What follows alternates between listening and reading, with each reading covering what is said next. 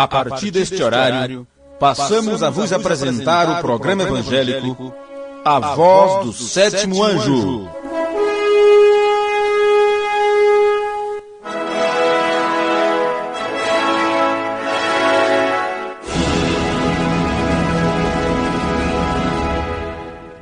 Mas nos dias da voz do sétimo anjo, quando ele tocar a sua trombeta, se cumprirá o segredo de Deus, como ele anunciou aos seus servos os profetas.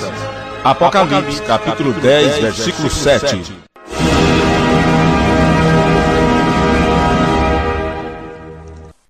E perguntou-lhe um certo príncipe, dizendo: Bom mestre, que hei de fazer para herdar a vida eterna? Vamos repetir este mesmo versículo, vamos ler juntos. E perguntou-lhe um certo príncipe, dizendo: Bom mestre, que hei de fazer para herdar a vida eterna? Senhor, nós te agradecemos por esta hora que é chegada, por estarmos de pé diante da tua presença, por termos em nossas mãos o livro que é como nosso guia, que aponta a estrada como uma seta indicativa, a carta de amor que o Senhor deixou para nós, para que pudéssemos te conhecer como o Senhor é, através de tua palavra escrita. E pedimos que o Senhor nos dê entendimento e conhecimento para sabermos o que está escrito na tua palavra. Obrigado pela revelação dos mistérios, por o Senhor ter enviado esta mensagem para nos esclarecer todas as coisas. E que a mesma unção que esteve naqueles dias, quando Jesus de Nazaré falou estas palavras, a mesma unção que esteve 2000 anos depois, quando o sétimo anjo pregou sua mensagem, que possa também estar conosco nesta noite, porque o Senhor é o mesmo ontem, hoje e para sempre. No nome de Jesus Cristo nós te pedimos e te agradecemos. Amém. Amém. Podem sentar.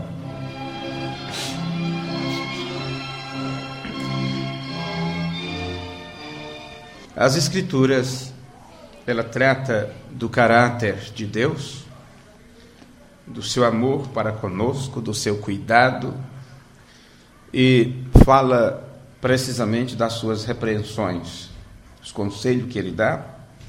Como bom pai, ele corrige seus filhos.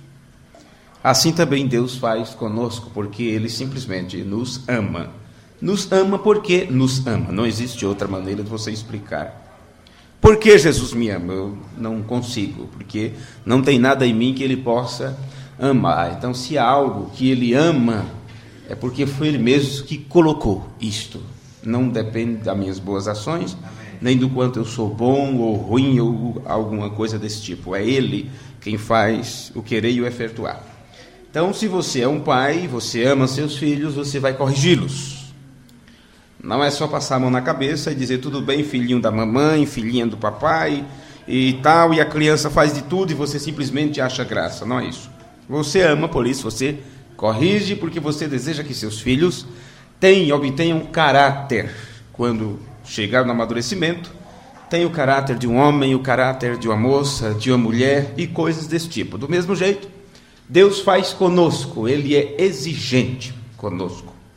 A Bíblia diz: se não sofreis a correção, então você não é filho, é um bastardo. O bastardo é aquele que diz: você não é meu pai, né? Você quer me corrigir, você não é meu pai. Mesmo que você tenha criado desde pequeno, mas por não ser pai, vamos dizer assim, genético, às vezes é adotivo e não tem, as crianças não aprenderam a ter aquele respeito, alguns, né? Outros aprendem, outros não, mas rapidamente eles passam na cara: você não é minha mãe, você não é meu pai, você não tem para que me corrigir. A mesma coisa está o mundo nesta situação, sem querer a repreensão de Deus, e a repreensão de Deus está expressa em sua palavra.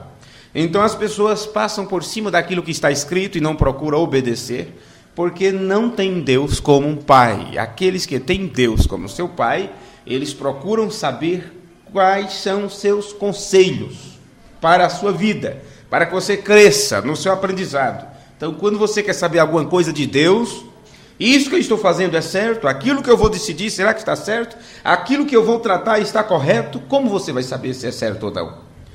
Já está estabelecida na palavra a vontade de Deus. Por isso o próprio Jesus, ele não falou coisas novas, mas falou do que estava escrito. E deu cumprimento ao que estava escrito. E disse, está escrito na lei dos profetas e nos salmos. Ouvisto que foi dito aos antigos, não faça isto, mas eu vos digo. Então ele deu o cumprimento daquilo e a coisa ficou mais complicada do que antes. E agora se aproxima dele um mancebo de qualidade. Um jovem, um moço. Digamos assim que tinha muitos anos de vida pela frente. Uma pessoa inteligente, dotado de conhecimento, de sabedoria, de respeito, era tratado muito bem na sociedade, era um líder nato. Tinha pessoas para lhe obedecer, tinha empregado para cuidar dos seus bens, para fazer os seus afazeres, e ele era considerado, ele na verdade era um príncipe, não era qualquer pessoa. Perguntou-lhe um certo príncipe, dizendo, bom mestre, que hei de fazer para herdar a vida eterna? Você observa que esta pergunta, ela não está sendo feita mais hoje. Hoje, as pessoas que se dizem que é filho de Deus, que se chamam de cristãos e cristãs, já não se preocupam mais com esta pergunta. Que fazer? Que hei de fazer para herdar a vida eterna? Hoje, a pergunta é esta. Escuta. Será que se eu fazer uma campanha de 7 dias eu vou me livrar desse problema? Será que se eu fizer um jejum de 40 dias eu vou receber um bom emprego? Será que se eu fazer aquela campanha e receber aquele sal grosso, a rosa milagrosa ou não sei o quê, será que eu vou conseguir me livrar disto, ou desta dor de cabeça, ou daquilo outro? E hoje eu estava ouvindo, procurando a emissora nossa que transmitimos, para ver se estava no ar e como estava, e me deparei com um moço chamando as pessoas para receber uma pedra de sal, um dia para receber um sabonete consagrado, no outro dia a campanha era para receber uma chave que ficou 12 meses enterrada, e esta chave ia abrir todas as portas. Olha, eu vou te falar, é uma vergonha, é uma vergonha. E interessante que este mesmo senhor, antes ele se intitulava padre. Alguma coisa aconteceu que a Igreja Católica deve ter dado em cima, não é? Porque a linhagem dele não tem nada a ver com a Igreja Católica. Então ele agora se auto-intitula nas emissoras como reverendo. E como reverendo ele agora pode atrair os católicos e os crentes. E pode ter certeza que está assim de crente lá dentro para receber essas coisas. Pode ter certeza disso. Quer ver? Vá lá. Vá. E veja, observe quem são as pessoas. Então, observe isso, não tem nada.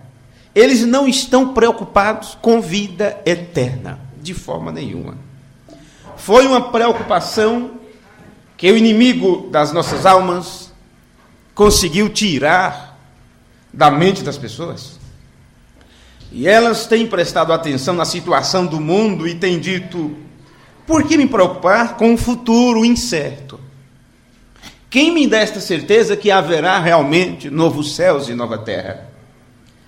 Quem me prova isto? Porque tem tanto tempo que estas pessoas pregam o evangelho, falando sobre estas coisas, e virando anos e mais anos, décadas e centenas de anos, e é a mesma coisa.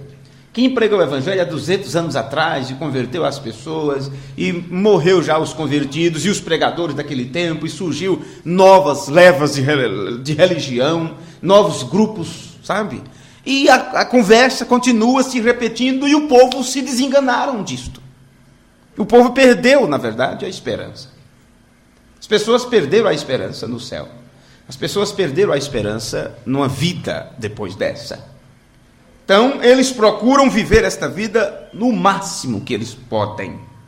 E se existe um Deus bom, como as religiões propagam, se existe um Deus que está de mãos estendidas para abençoar, por que não usufruir destas bênçãos enquanto se pode? Este é o pensamento das pessoas.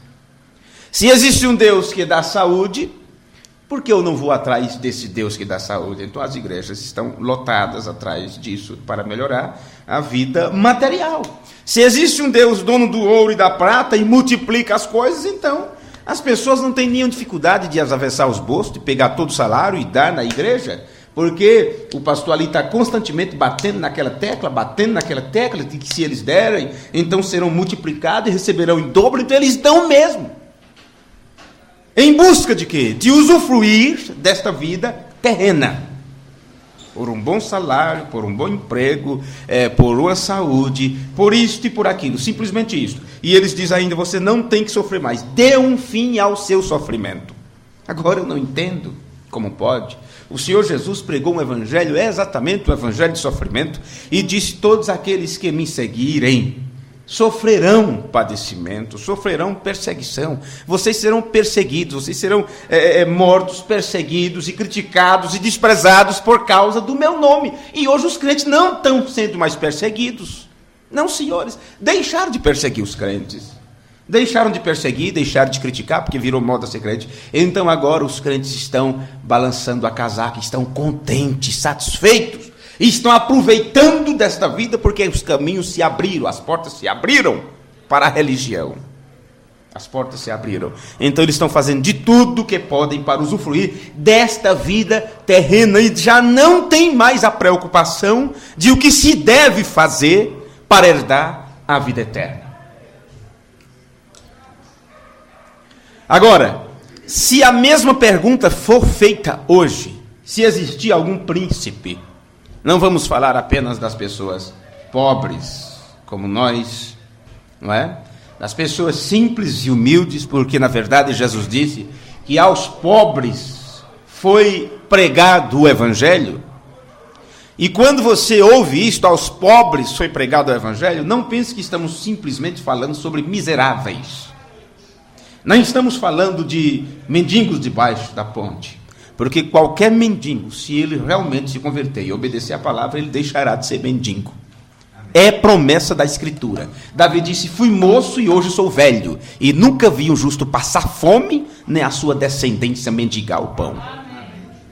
Então, quando você vê pessoas que se dizem, Pai do Senhor, irmão, sabe, eu estou numa situação difícil, você sabe, você não tem um dinheirinho aí, alguma coisa aconteceu. Alguma coisa aconteceu. Não temos que julgar quem quer que seja, mas a pessoa fez algo, ela está pagando alguma coisa. E não é você que vai tirar o problema dela, não é você que vai ajudar aquela pessoa, ela própria tem que sair do buraco que ela se meteu.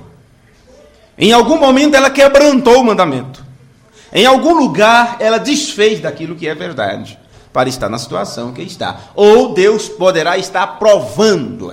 E se é provação de Deus, não adianta você como amigo, como amiga, tentar convencê-la sobre alguma coisa, porque os amigos de Jó, os 3, eles ficaram com Jó muitos dias. Leia o livro de Jó e observe que aquilo foram palestras de dias, em que Jó estava naquela situação, seus amigos iam lá visitá-lo e pregar para eles e mostrar para ele aquela coisa toda, mas não era essa a questão. Deus estava provando ou mostrando para Satanás que Jó era humilde, obediente, fiel e paciente, e não tinha por que ninguém tentar ajudar Jó naquela situação.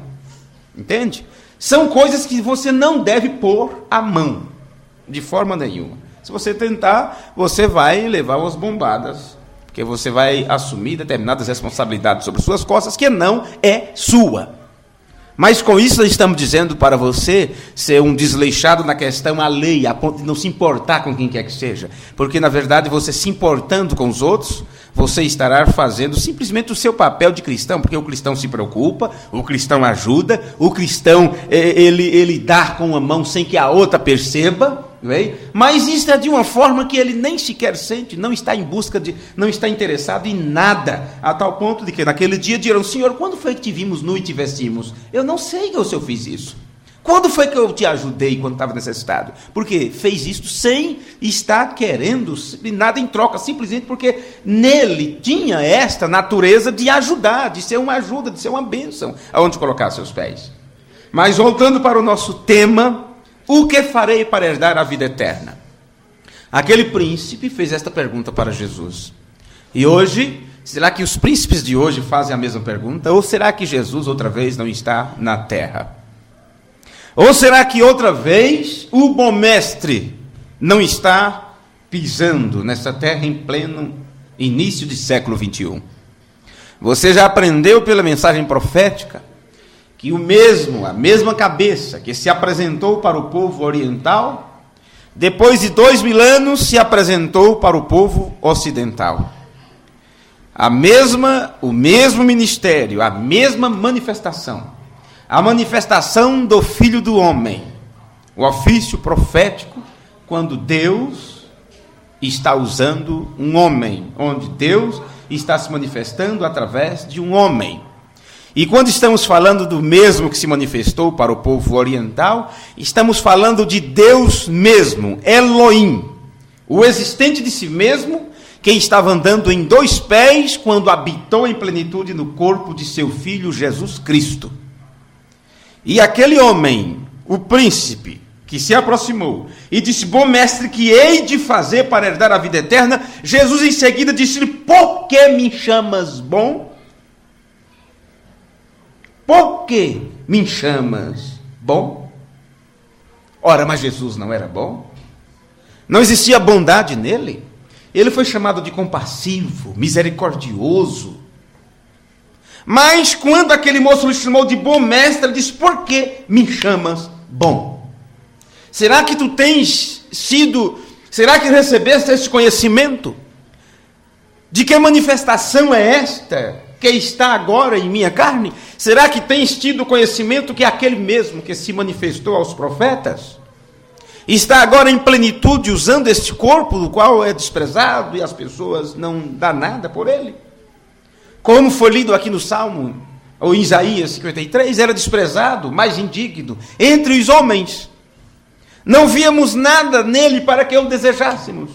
Foi desprezado, foi contado entre os pobres, e todas estas coisas. Mas agora um príncipe, alguém da alta sociedade, o chama de bom. Por que me chamas de bom?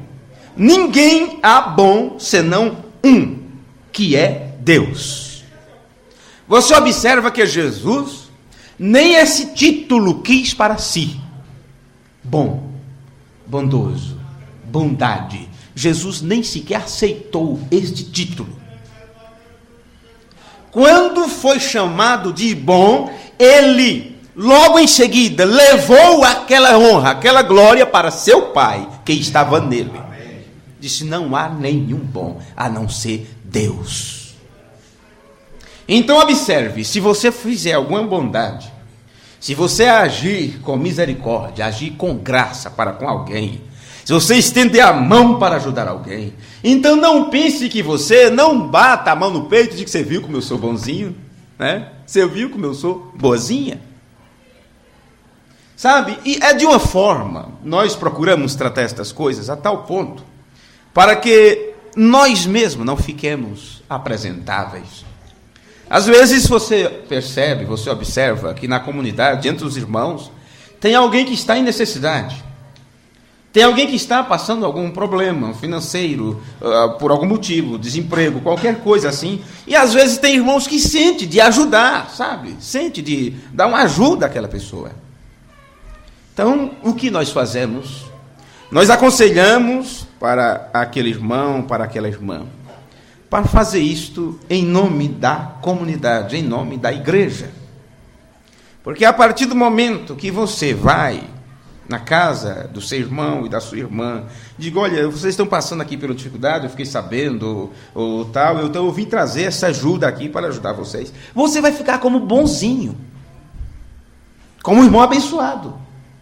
Isto é natural do ser humano, colocar outro no pedestal.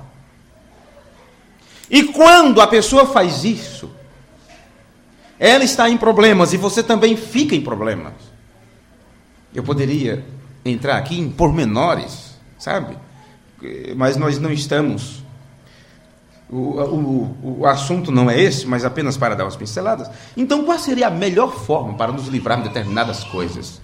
Isso é depois de termos tido muitas experiências, tratado com muitas pessoas, em muitos lugares, em lugares diferentes. A melhor forma é você trazer aquilo para a igreja, expressar o seu desejo. Aquele irmão está em necessidade, eu fiquei sabendo que ele está com aquele problema e tal. Vocês observam o que Paulo fez lá no livro de Atos? Quando aqueles irmãos estavam em dificuldades, e a igreja de Antioquia e os outros enviaram a ajuda? Então, a toda a comunidade, possa ser que o irmão Y, o irmão X, o irmão M ou L, seja quem for, nem fique sabendo. Mas, no entanto, quando a igreja faz isso, quando você leva aquilo para a igreja, para o líder, para o diácono e tal, para que haja distribuição de renda, alguma coisa assim, ou roupa, ou alimento, ou seja, qualquer coisa, você está direcionando tudo aquilo para a comunidade, para o grupo em si, é o grupo que está fazendo. A Bíblia diz, quando um é honrado, todos são honrados juntamente com ele. Quando um sofre, todos sofrem. Mas se eu levo a ajuda para você, eu ficarei como um bonzinho. E os outros que não têm cuidado de nada, que nem se preocuparam. Então, o que é que nós fazemos? O que ensinamos, aprendemos desta forma? Então, traz-se aquilo para a igreja e se leva aquilo em nome da igreja, de todo o grupo. Para que um não fique, sabe, como pássaro raro entre as pessoas. Então, você tem que descobrir isto. Nem Jesus quis esta honra, esta glória. Bom mestre, por que tu me chamas de bom? Por que me chamas de bom? Não há um bom, a não ser um que é Deus. Só este pode ser chamado de bom.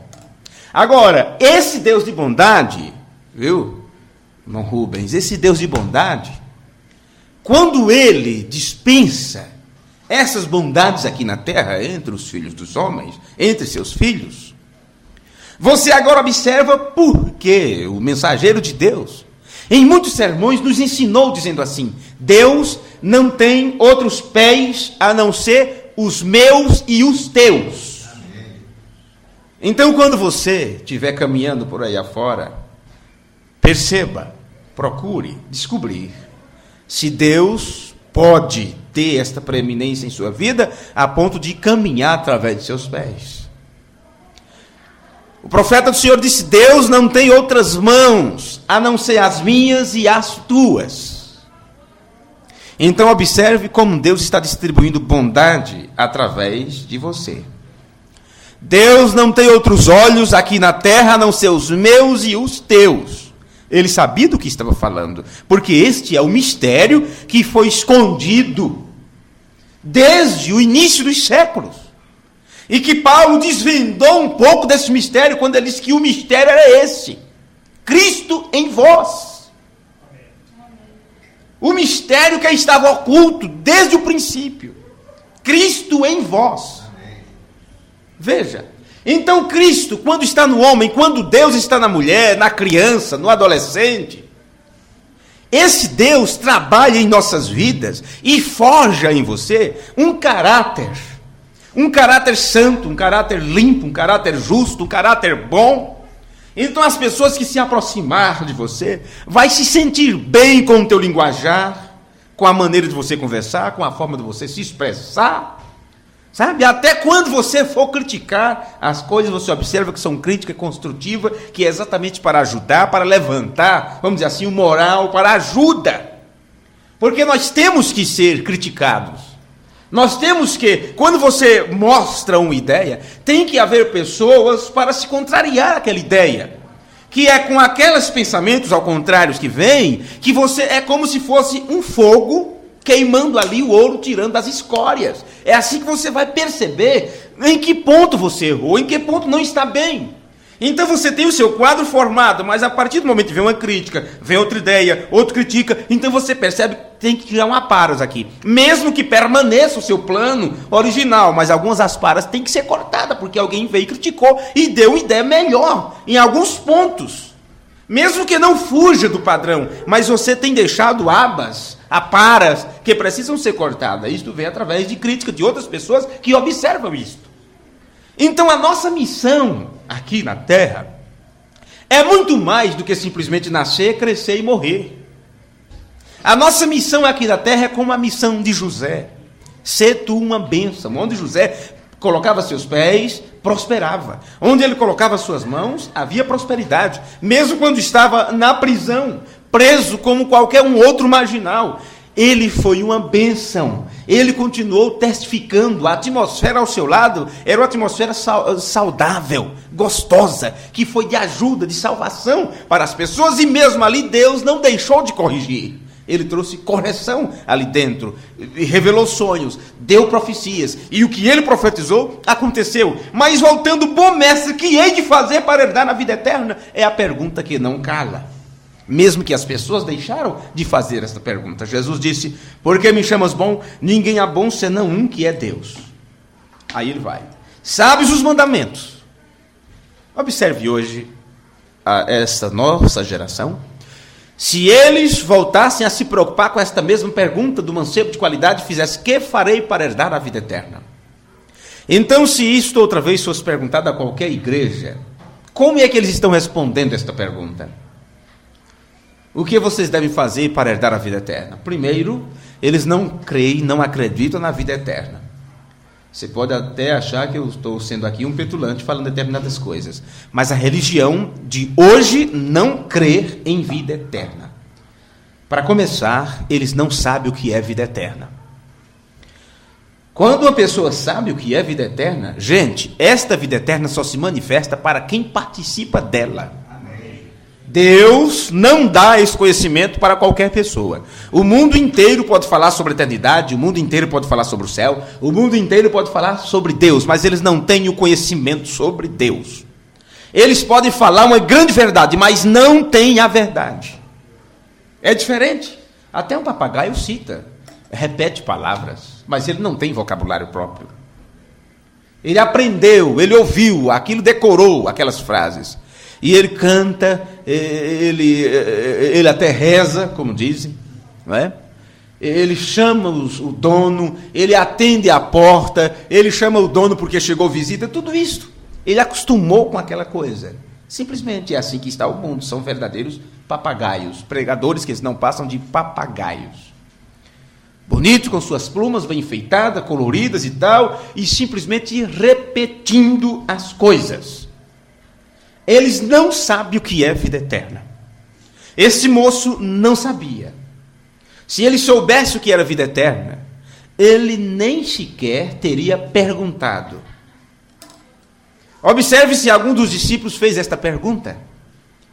Mas, se você continuar a leitura em sua casa, você vai observar que este moço, ele estava fazendo as coisas tudo certinha. Porque Jesus disse assim: sabes os mandamentos. E hoje as pessoas fazem determinadas perguntas que você fica: mas o que eu vou responder para essa pessoa? Você conhece a Bíblia. Você conhece as Escrituras. Tem pessoas que dizem: olha, você sabe, eu tenho tanto tempo de evangelho e tal. Puxa, como é? Você conhece as Escrituras. Você já leu as Escrituras. Você sabe o início qual é.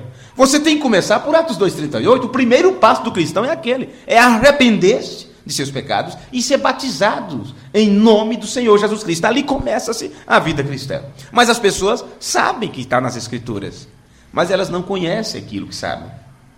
Elas não têm entendimento daquele conhecimento. Vocês lembram do culto anterior? Elas não têm entendimento daquele conhecimento que adquiriram. O papagaio, ele tem um determinado conhecimento, mas ele não entende aquilo. Ele não entende. Ele nem sequer entende o que está falando. E por o dono agradá-lo, então ele volta a fazer a mesma coisa. É como um animalzinho. Qualquer animal domesticado, ele pula, vira cambalhota, porque ele sabe, depois daquilo ele recebe um docinho, ele recebe um peixinho, ele recebe um agrado, um leitinho, ele acostumou. Então, toda vez que ele faz aquilo, vira aquela cambalhota, o dono vai lá, né, e dá aquele bolinho de açúcar para ele. Então, ele faz de novo, porque ele sabe, vai recebendo, e aquilo se vira um costume. Então, aí estão as pessoas, como verdadeiros animais que foram domesticados. Então, eles plantam os joelhos, eles oram o mês inteiro. E eles gritam e choram e se lastimam. Por quê? Para receber o bolinho de açúcar. E depois ainda contar a bênção que recebeu. Mas eles não sabem o que é vida eterna. Eles não sabem o que é vida eterna. Vida eterna, o próprio Deus. Só existe uma coisa que é eterna. E esta é Deus. Se o homem tem Deus, ele também é eterno. Ele nunca começou, ele sempre esteve em Deus. Por isso ele voltará para Deus. Essa mensagem vem trazendo este conhecimento, esta revelação. E esse Deus poderoso, ele não se revela, ele não mostra esta compreensão de si mesmo para qualquer pessoa. As pessoas podem repetir as palavras dos apóstolos porque aprenderam a repetir. Mas elas não têm entendimento sobre isto. Por isso, aquele homem que guardava os mandamentos, que conhecia a lei e os profetas, ele não pôde assimilar as palavras de Jesus. Tu sabes os mandamentos, não adulterarás.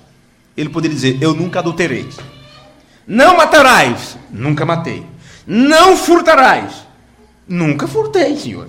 Não dirás falso testemunho. Pode perceber, aí na região onde eu nasci, todo mundo me considera, nunca levantei um falso testemunho para quem quer que seja. Honra teu pai e a tua mãe. Meu Deus do céu, sempre fiz isso, papai e mamãe, sabe? Talvez já tenha até morrido eles, que Deus o tenha.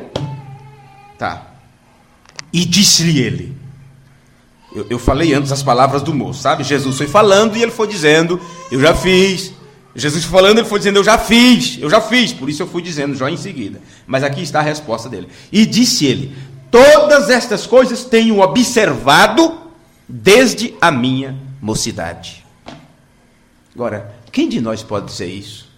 Quem de nós pode dar esse testemunho que desde a nossa mocidade nunca adulteramos, nunca falamos mal de ninguém, nunca furtamos nada, nunca furtamos, eu não sou ladrão, nunca fui preso por ladrão. Você não lembra? Olha, até hoje eu me lembro de umas garrafas vazias que eu tirava escondido da minha tia para vender numa bodega que tinha lá, para comprar uma bolachinha que tinha. Digamos 5 centavos era o valor. E era exatamente o valor da bolacha. E aquele monte de garrafa velha de trás de casa, e anos lá, cheio de baratas, e aquela coisa, eu ia lá, pegava, limpava, colocava debaixo da camisa. Gurizinho pequeno, e saía escondido. Chegava lá na venda, vendia, pegava a bolachinha e saía comendo. Olha, isso passou mais de 30 anos. Até eu voltar lá na minha tia e contar para ela. Mas ela riu que saiu lágrima dos olhos. Tadinho. Oh, meu filho, meu Deus do céu, mas era só pedir as garrafas. Depois de 30 e tantos anos. Foi que eu tive coragem de falar para ela. Entende como é que é as coisas? Mas veja, nada disso esse moço tinha feito. Nenhuma coisinha simples assim, coisa de criança. Nem isto. Tu sabes os mandamentos. Sei. Não adulterarás. Olha, isso nunca aconteceu. Não matarás. Uma formiguinha eu passo por longe para não quebrar as perninhas dela. Não furtarás. Nunca peguei um alfinete de ninguém. Não dirás falso testemunho. Nunca fiz nada disso. Honra teu pai e tua mãe. Sabe, puxa, o respeito por ele foi muito grande. Disse-lhe, todas essas coisas tenho observado desde a minha mocidade. O que é que faltava para ele? Hoje as pessoas têm uma lista para apresentar. Eu oro, eu jejuo, eu não falto os cultos, eu sou dizimista, eu sou ofertante, eu sou isto, eu sou aquilo, eu ajudo os pobres, eu faço isso, eu estou na igreja, eu tenho um cargo, eu prego, eu faço isso, faço aquilo. Tudo as pessoas têm aquela lista completa. E quando Jesus ouviu isto, disse-lhe, ainda te falta uma coisa. Ainda faltava uma. Se faltava para aquele moço, pode saber que todos esses jovens ricos de hoje, esses príncipes de hoje, falta também.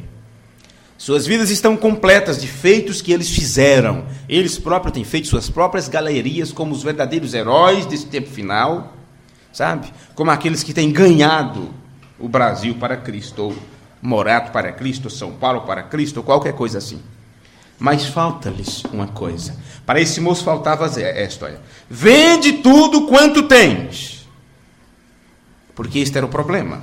Ele tinha cumprido todos os mandamentos que Jesus apresentou, mas tinha algo que o impedia de saber, de reter consigo a verdade, a vida eterna em si. E isto era exatamente aquilo que ele adquiriu nesta vida. Vende tudo que tem, reparte-o pelos pobres, e terás um tesouro no céu. Então vem e segue-me. Mas, ouvindo ele isto, ficou muito triste, porque era muito rico. Será que se fosse pobre, teria sido fácil? Oh, meus amigos, quantos pregadores do Evangelho teria que estar sentado aqui conosco hoje? Quantos líderes religiosos deveriam estar sentados conosco para ouvir estas coisas? E depois deles apresentarem a lista que tem guardado a Bíblia, aleluia, fiz isso, fiz aquilo, glória a Deus, e Jesus outra vez diria: te falta uma coisa. Para cada um existe uma falta. Existe algo que precisa ser feito. Agora, quantos que não faltam se arrepender de seus pecados religiosos, dogmáticos, farisaicos? E eles não querem deixar isso de lado, porque são muita coisa, eles estão ricos nisso. Quantos não teriam que deixar de lado os seus cargos altos e elevados, que é para eles um status, é famoso, como grande pregador do evangelho, o grande isto, o grande aquilo, aclamado pelas multidões. E interessante que esses grandes pregadores desses últimos dias, eu estou aqui exatamente para denunciá-los. Não eu, mas a verdade das Escrituras faz isso, é para desmascarar Satanás. Observe o tipo de pregação dele. Compre um CD desses pregadores e veja. Eles ficam roucos de tanto gritar e aquela coisa toda e tal, e emociona o povo, e grita para lá e grita para cá. Não fala coisa com coisa.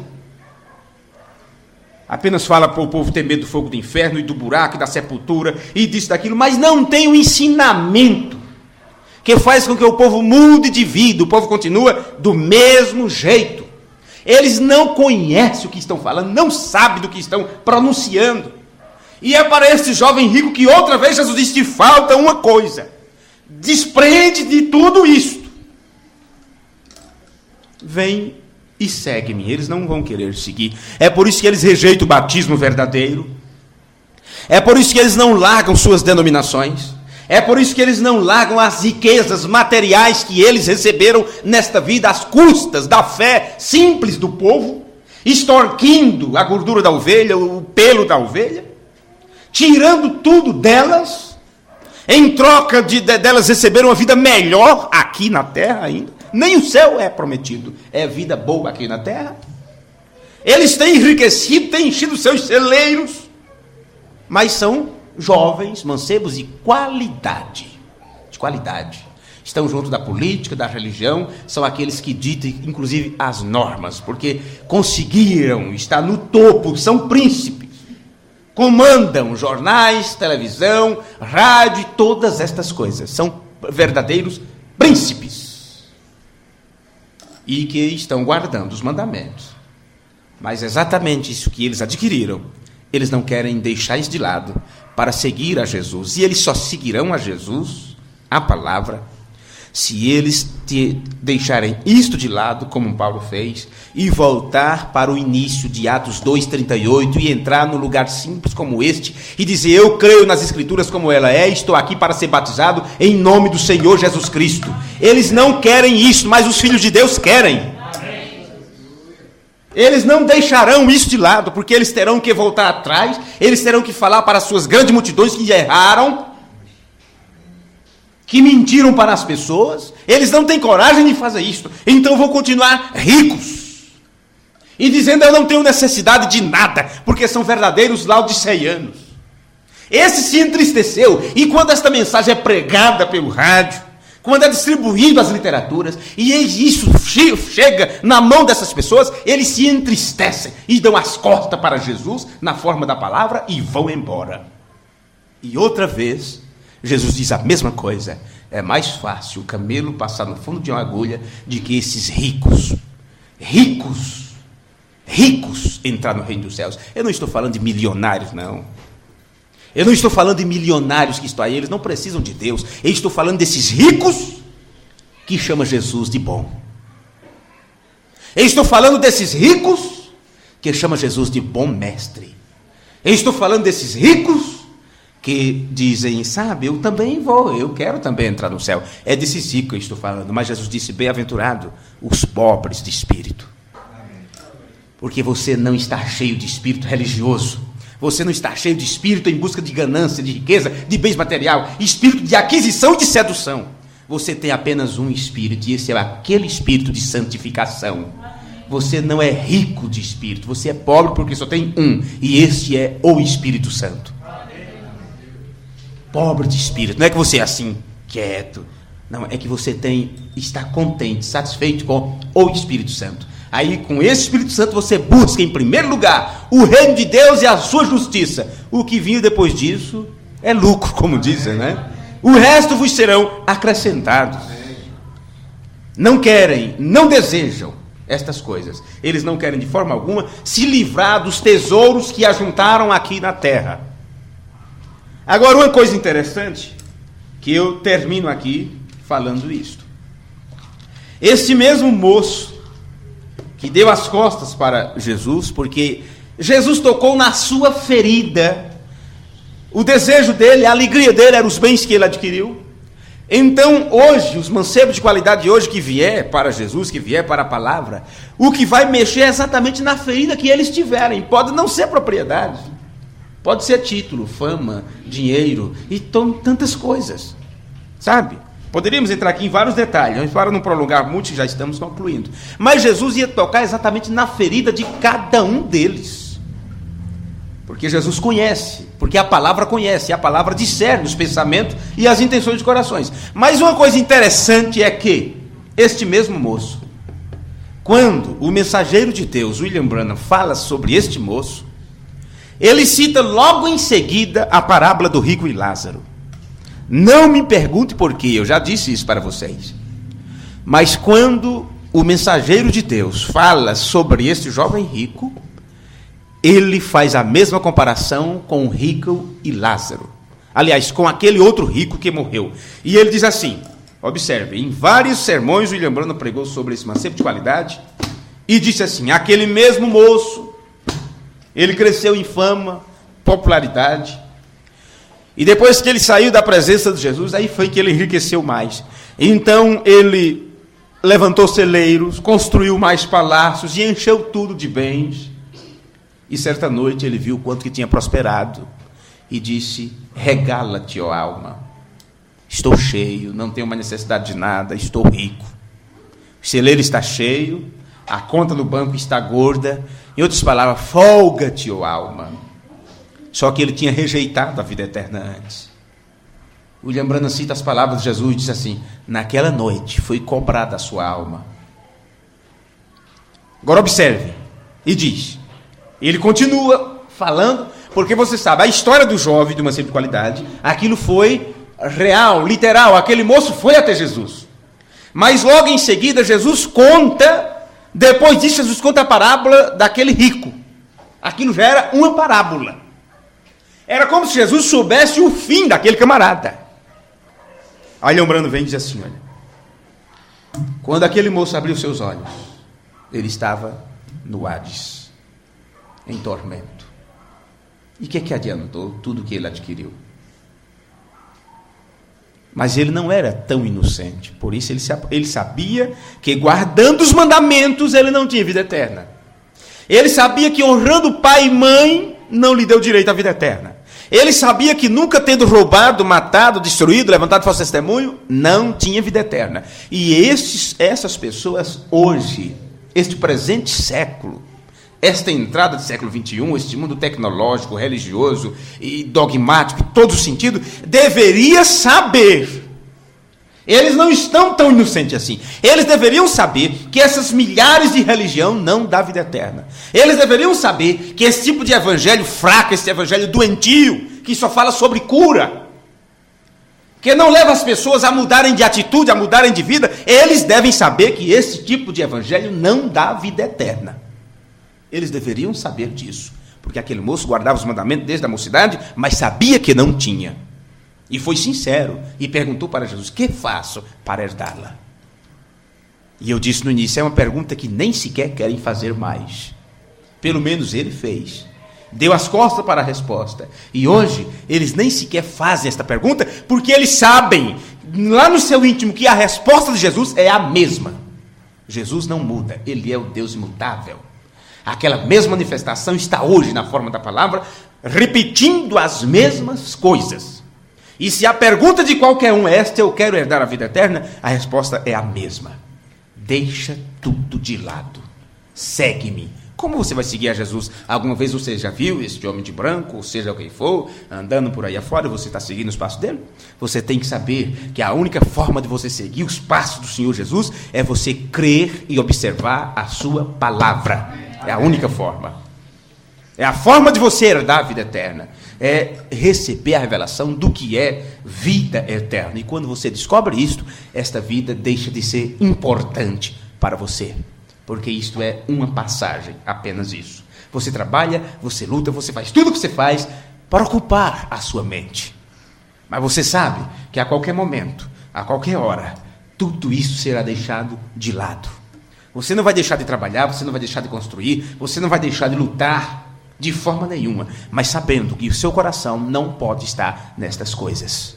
O mensageiro de Deus disse: se você soubesse, tivesse certeza que Jesus viesse à tarde, pela manhã você ia plantar batatas, continue plantando suas batatas. Só tenha cuidado para não se enrolar com as ramas. Mas continue plantando suas batatas. Continue. Que Ele te encontre no teu posto de dever. Amém. Senhor, nós te agradecemos por esse instante, por esta noite, por este culto, por este ensinamento. E como mortal eu apenas consegui atingir os ouvidos dos meus ouvintes, dos meus irmãos, dos ouvintes do rádio, mas o Espírito Santo pode ampliar isto nos corações das pessoas.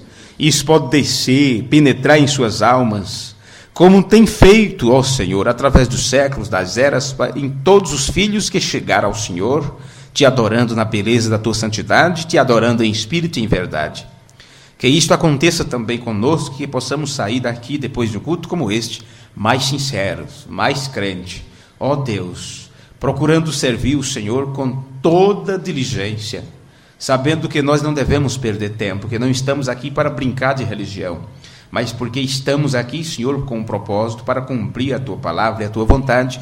Pedimos que o Senhor nos ajude a dar mais um passo de fé em direção ao Senhor, e que a tua palavra viva em nós, que a nossa vida não seja nossa, não seja minha, que seja o Senhor vivendo através de nós.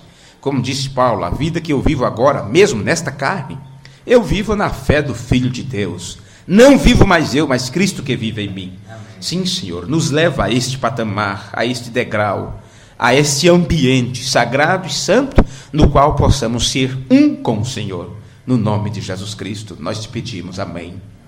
Pedimos pela viagem do irmão Rubens e sua esposa, que ele seja ajudado e abençoado.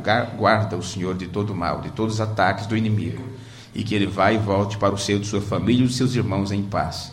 Oramos por todos os outros, por cada pedido de oração que aqui está presente, por nossos familiares que estão com problemas, que estão doentes, que estão em leito, ó Senhor, de enfermidade, e muitos esperando o momento de ser chamado pelo Senhor. Esteja com eles, com a minha mãe, com todos os nossos amigos que estão passando por situações semelhantes, entrando pelo vale da sombra da morte, que sinta o toque da mão do Senhor, guiando-os para o outro lado. No nome do Senhor Jesus, nós te agradecemos. Amém. Eu amo, porque Ele primeiro me amou e comprou minha salvação